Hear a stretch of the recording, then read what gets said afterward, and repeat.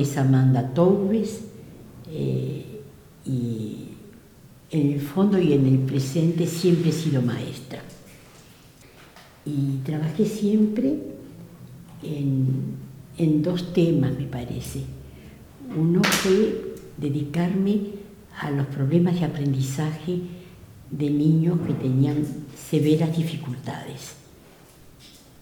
Luego trabajé, creo que muchos años, en una experiencia que me marcó del Departamento de Extensión Universitaria en la Universidad de Buenos Aires, la primera experiencia desde 1956 hasta 1966.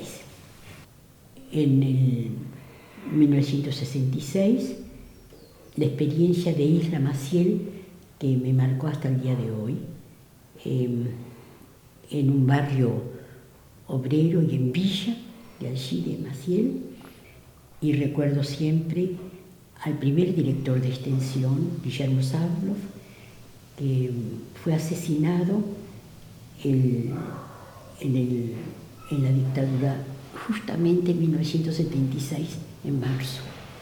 Hicimos una experiencia muy interesante de educación social, con cooperativas. No creo en una educación cerrada entre paredes, en el aula. El aula puede ser la calle, una sociedad de fomento, una cooperativa, un grupo cultural, los muchachos pateando el fútbol. Siento que el aula y el educador está en todo eso. Está bien las escuelas, las universidades, todo eso me parece realmente parte, ¿no es cierto?, del proceso. Pero lo otro no tiene que ser el borde. No es verdad la palabra incluidos y excluidos. Es una sociedad políticamente que deja de lado. Es una sociedad que decide que algunos que nacen no pertenecen a esa sociedad. Por eso hay que pelear por ellos, con ellos, no sobre ellos. Es una sociedad que decide que algunos que nacen no pertenecen. Terminado ese momento del 66, con la primera de esas dictaduras del Onganiate de Onganía, tomé la decisión de entrar a trabajar con el recién creado Centro Editor de América Latina, al mismo tiempo que iba construyendo una pequeña y hermosa familia. Pasamos todas las peripecias de una editorial joven, sin dinero, en un país convulso. Entré sin ningún merecimiento como directora de una colección de educación. El gerente, que era Boris Spivakov, con su pequeño equipo que había venido íntegro casi de UDEVA, de la editorial universitaria, quería seguir haciendo colecciones universitarias. Estuve en una serie de proyectos editoriales, como ser realmente una cosa de una colección de libros para educadores, para maestros. Salieron pocos números, pero bien interesantes, como con temas muy puntuales que hacían realmente a los problemas de la educación, ¿no es cierto? Posteriormente trabajé en la preparación de una enciclopedia técnica que no pudo salir por falta de dinero y terminó siendo la enciclopedia para el mundo joven, que después fue destruida, ¿no es cierto?, por, yo diría, como dirían algunos de los informes, por falta de moralidad y por ser perniciosa y peligrosa para la juventud. Era una colección Trabajé allí con un grupo de gente interesantísimo. Tuvimos un equipo para preparar con los mejores científicos, historiadores y sociólogos de esa época. Puedo nombrar Manuel Sadowski, Oscar Barsaschi, Juan Carlos Portantiero, gente que realmente, Aníbal Fort. Es impresionante, estoy nombrando solamente a los colegas que murieron, pero allí trabajamos pensando que era una colección para jóvenes y para maestros y profesores. Esa fue la gran enciclopedia que después quemaron. No quiero hacer de esta historia una historia triste, es una historia de trabajo, de gran compañerismo, de gran solidaridad y de mucho laburo, aprendimos mucho. Y qué interesante, terminé haciendo una cosa que a mí me gusta mucho el cine, con un muy buen director, Porcelo. Hicimos Directores del Cine Argentino, fue la última experiencia que hice hasta su cierre en el 94. Eso fue la experiencia que me marcó, pienso, hasta el día de hoy. Yo tuve la sensación de que venían épocas no solamente muy duras, previo al golpe del 76, empezando con lo que fue la muerte de las ideas, bueno, la muerte, no sé, de Allende en el 73. Creo que allí había, entre el golpe en Chile, la situación en Brasil, la situación en América Latina, mostraba realmente un proceso de fascismo, si uno puede llamar esa palabra, político, social, pero además con una especie de armazón de las fuerzas, bueno, del capitalismo norteamericano, de la CIA. Eso era realmente una sombra real, ¿no es cierto? No es que apareció en el 76, pero tuvimos nosotros la gran sensación de la noche larga con las muertes de la AAA. Es decir, nada de ilusiones, nada de fantasías políticas sociales en esta Argentina del 74. De ninguna manera. La gran sensación de la noche larga con las muertes de la AAA. En el 74 matan a un compañero joven del centro editor, un estudiante de psicología, que lo único que quería hacer era reformular como un centro de estudiantes tan natural para nosotros, una nueva forma de hacer psicología en la facultad. Lo mataron con otros, apareció en el Zanjón. ¿Era el prolegómeno? No, era parte de lo que iba a hacer de otra manera, pero profundizando en el 76. Nadie puede engañarse de esos años, nadie. Y no ahora lo decimos, lo dijimos en aquel momento.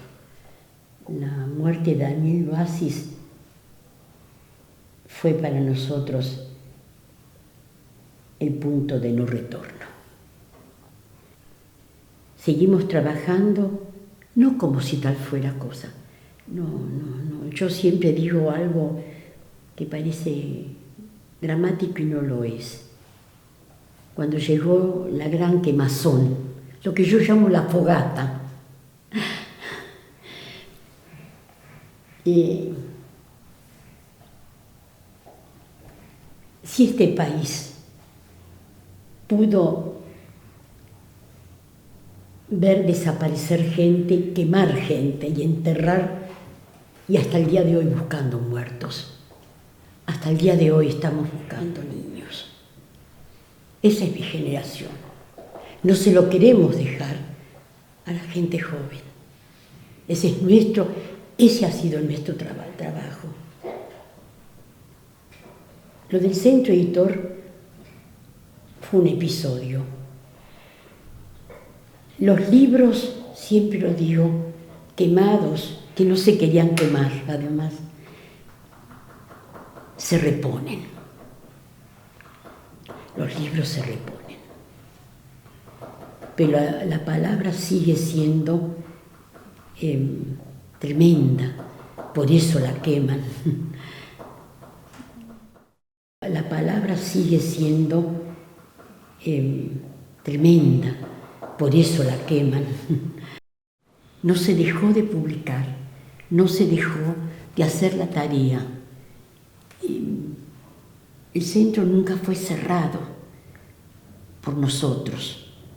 Quién sabe, cerrábamos las puertas, pero seguíamos laburando en nuestras casas y volvíamos. Era como una enfermedad perniciosa que teníamos, contagiosa. Sabíamos que laburar era lo único que nos podía ayudar a vencer el miedo. ¿Cómo lo debíamos tener cuando desaparecía tanta gente y buscábamos y no encontrábamos abogados para hacer los habeas corpus? ¿Cómo no íbamos a tener la sensación de la oscuridad cuando no había posibilidad de saber dónde estaban?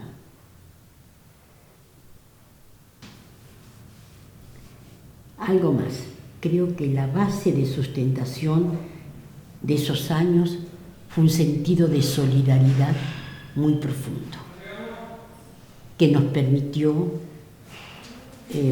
acompañar a eso que era desesperadamente real, las madres de Plaza de Mayo. Eso era lo real, eso era lo concreto. Y me parece que allí estaba una parte no solamente importante, sino que formaba parte de nuestra trama. Pasara lo que pasara. Creo que la base de sustentación de esos años fue un sentido de solidaridad muy profundo. Cómo me gustaría que estuviera acá Ricardo Figueira. Él sí que era el fotógrafo. Ricardo es un gran compañero, historiador que fue haciéndose geógrafo, que fue director y gran trabajador de muchas colecciones del Centro Editor. Era un hombre, y es un hombre muy preparado, muy culto. Él era el fotógrafo. Cuando vino la decisión del juez que teníamos que fotografiar la quemazón, lo que era muy importante no era la quemazón, sino los compañeros de depósito, trabajadores que habían sido detenidos y teníamos la sensación en un cierto momento que podían ser trasladados de Avellaneda a La Plata a un régimen militar, y vaya a saber usted qué hubiera pasado. Muchos de los compañeros lloraban, otros puteaban, otros decían, van a venir por nosotros. Y bueno, en un momento dado dijimos, hay que hacer otra cosa, hay que ir con Ricardo. Y bueno, yo qué sé por qué yo decidí, pero sí sabía por qué. Quería ver con mis propios ojos la destrucción, cómo eran capaces de hacer la fogata, lo que yo llamo la fogata del Centro Editor. Los libros no se quemaban. Y nosotros que criticábamos mucho nuestras tapas y cosas, decíamos qué buena encuadernación. Los libros no querían ser quemados. Era como una ceremonia un poco extraña, porque los ridículos de los militares, de la policía, los ridículos, llenos de armas y llenos de cascos, no tenían cómo quemar los libros. Nos vinieron a pedir nosotros plata para ir a comprar nafta para quemar los libros. Y nosotros dijimos, nosotros no tenemos plata ni le vamos a dar a ustedes. Y entonces los libros no se quemaban. Y yo decía que no se quemen, porque los ridículos de los militares, de la policía, los ridículos, llenos de armas y llenos de cascos, no tenían cómo quemar los libros. Lo que recuerdo es contra el paredón Ricardo Figueira y yo, después de que él fotografiaba y yo acompañaba. Eran obreros que salían de una fábrica y chicos que decían, se queman libros, se queman, con una sorpresa tremenda. Y yo pude decir continuamente con una letanía, afánenlos, afánenlos. No podía parar de decir la palabra. Después de muchas horas, con Ricardo partimos. No hablamos una sola palabra desde Sarandí hasta Buenos Aires. Después había que contarle a los compañeros que estaban esperando. Los llantos se escuchaban a lo largo de los teléfonos. Y nosotros solamente sabíamos decirles, o yo, no se queman. Pasaron varios días que no se quemaron.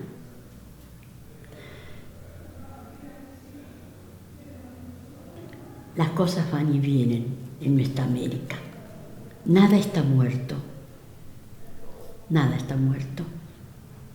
Siempre que haya alguien que lo traiga físicamente o a la memoria, las cosas viven.